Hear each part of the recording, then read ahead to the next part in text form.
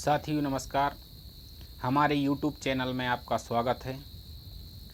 आज का हमारा विषय है कक्षा 10वीं गणित अध्याय 3 दो चरों वाले रैखिक समीकरण। इसकी हमने विलोपन विधि पढ़ ली थी। आइए आज पढ़ते हैं प्रतिस्थापन विधि द्वारा दो चरों वाले रैखिक समीकरण को किस प्रकार हल करते हैं। प्रतिस्थापन विधि में सबसे पहले बात आती है व्यापक या मानक समीकरण की। तो इसका व्यापक समीकरण होता है a1x प्लस b1y बराबर c1, a2x प्लस b2y बराबर c2। जो भी हमें समीकरण दिया होगा प्रतिस्थापन में हल करने के लिए वो इस रूप में दिया होगा। सबसे पहले हमें ये निर्धारित कर लेना है।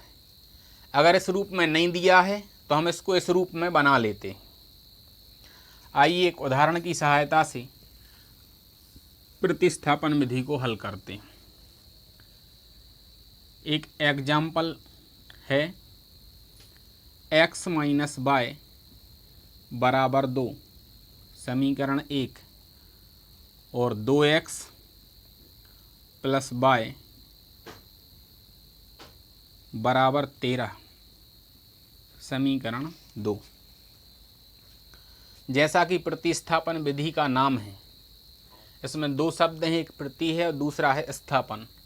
स्थापन से हम मान के चल सकते हैं कि एक चर के स्थान पर दूसरे चर का मान ज्ञात करके स्थापित करना और उसकी सहायता से उस चर का मान ज्ञात करना।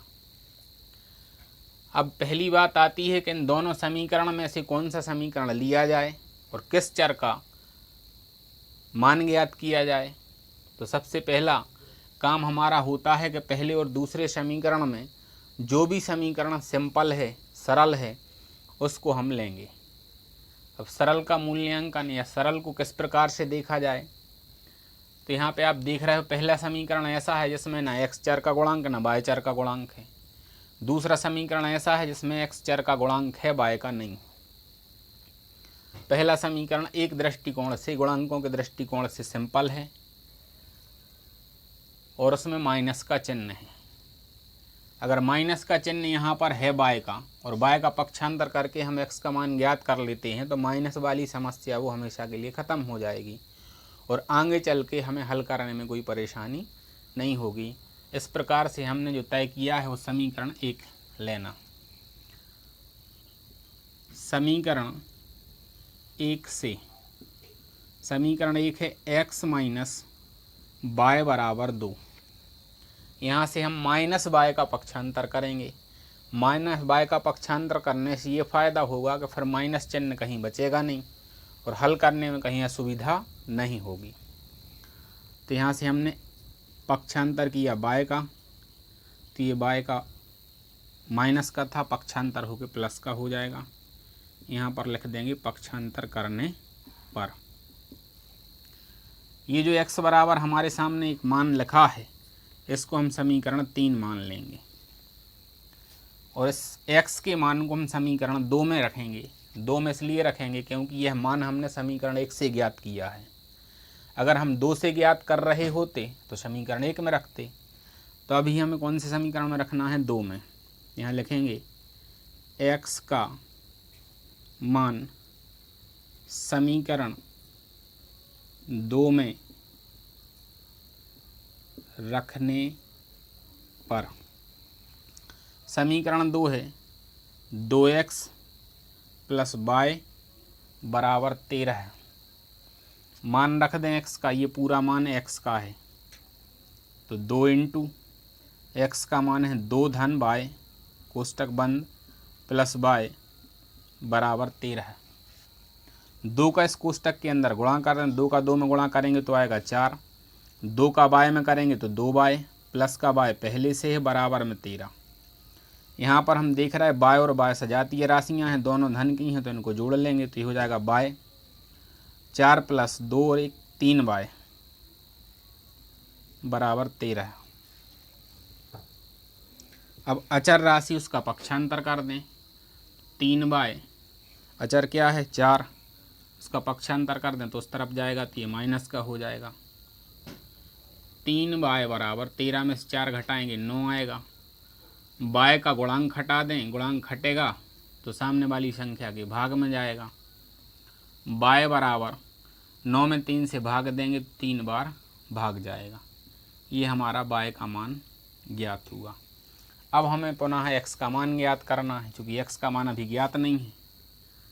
तो यहाँ पर हम लिखेंगे बाय का मान समीकरण 3 में रखने पर, समीकरण 3 है x धन, समीकरण 3 है x बराबर 2 धन बाय। तो x बराबर 2 धन बाय का मान है 3, यहाँ पे रख दें। x बराबर 3 और 2 दोनों को जोड़ दें तो हो जाएगा 5। ये हमारा x का मान हुआ और ये हमारा बाय का, ये दोनों चर के मान ज्ञात हो गए। अब हमें क्या करना है, हमें उत्तर की जांच करके ये पता लगाना है कि जो हमने समीकरण हल करके x y के मान ज्ञात किए हैं वो सही है या गलत है।